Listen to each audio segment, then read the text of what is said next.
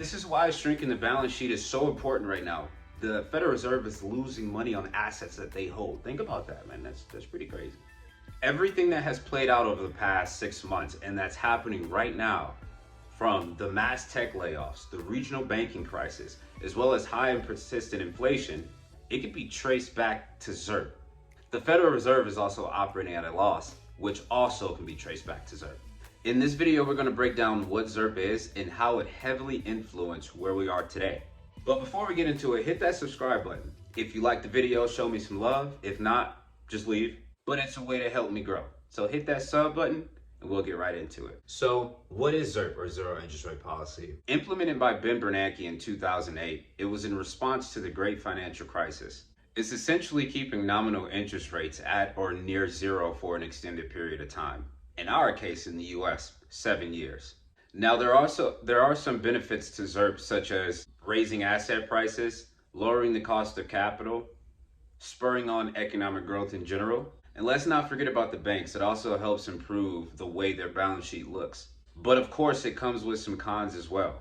Under ZIRP, there was a surge in M&A. There was a surge in stock buybacks. And it created an environment in which companies can't produce any real value, which creates a zombie environment. A zombie company is essentially a company that can afford to continue to service their debt, but can't pay off their debt. They can only pay it down through operations. And so they're essentially stuck with that debtor forever. And if any profitability declines, they're pretty much.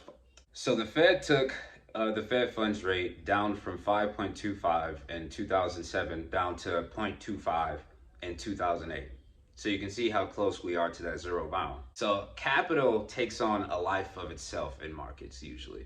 And so when interest rates are that low and the cost of capital is that low, capital is forced to search for a higher yield and take on more risk because it's easier to access further capital. This also allowed banks to operate at a loss with severe amounts of leverage, which creates a dangerous environment within itself, as we see playing out now with the regional banking crisis. Now, after ZIRP was initiated, it was very controversial at the time. There was a lot of talk about returning to normalcy within the Fed, with Janet Yellen leading the way when she became the chairman of the Federal Reserve. But I think most who followed markets at that time understood that it would be way more difficult than they expected in terms of returning the economy back to normal, or monetary policy back to normal. So as I mentioned, the Fed kept rates at the zero bound for 7 years, and then they started the return to normalcy, and it only got up to about 2.25%, I believe. And due to the shock of the black swan of the pandemic, an appropriate response was to lower interest rates to make sure demand stays sufficient, or there isn't a huge shock to demand due to the pandemic. And so in 2020, we were back at the zero bound, or ZIRP. And so that left the Fed with one option in terms of spurring on economic growth: print money. Now, I should mention a huge response to ZIRP as well was the purchase of long-term treasury securities by the Fed, as well as mortgage-backed securities by the Fed, which became their largest asset holdings. But we'll get back to that in a second. So fast forward to today. We've had inflation risk, we've had interest rate risk, and we've had duration risk, all a direct result of ZIRP. Now, I already mentioned the mass layoffs by tech companies that we've seen, and more planned down the line, as well as bank failures and more projected bank failures due to interest rate and duration risk. So then we actually started to see that inflation manifest itself way faster than probably the Fed anticipated, which forced them to take on a more restrictive approach in monetary policy, which in this case is raising rates. So essentially, they were getting ready to undo everything that they have been doing over the decade. So as I mentioned, long-term treasury securities and mortgage-backed securities became the two largest asset holdings on the Fed balance sheet, which also introduced risk for them as well. And so we saw the balance sheet balloon to $8 trillion. And obviously it's unsustainable for the Fed. So the plan has been to offload the mortgage-backed securities and treasuries off of their balance sheet for the last couple of years now. So in response to the Federal Reserve raising the Fed funds rate, the interest rate that they pay on bank reserves to the commercial banks that hold their reserves at the Fed, they also go up as well. So the Fed is paying out about 5% in interest. But remember, I just told you that long-term treasury securities or bonds, their largest holding. They hold about 5 trillion in bonds right now. They bought most of those bonds at yields lower than 5%. And so the Fed is effectively operating at a loss in that regard. Think about that for a second. The entity that controls the currency in the country is now operating at a loss since September.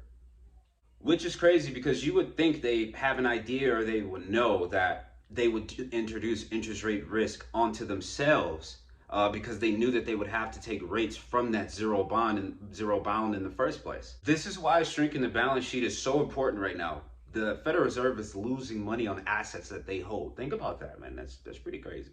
But there's also more risk with the offloading of the mortgage-backed securities. See, part of the reason that mortgage rates have been so suppressed in the market over the past decade is because the Fed has been buying up mortgages themselves.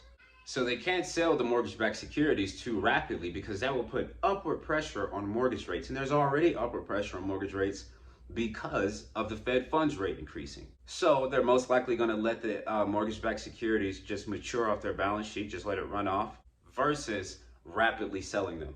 If they did for some reason, that would definitely push mortgage rates above 10% in addition to what we've already seen. Now the confluence of all the data that we're seeing lately, it's causing confusion among the markets. This morning, the odds of a rate hike at the next meeting went from 70% just down to 30% with Fed futures. That's probably going to change again.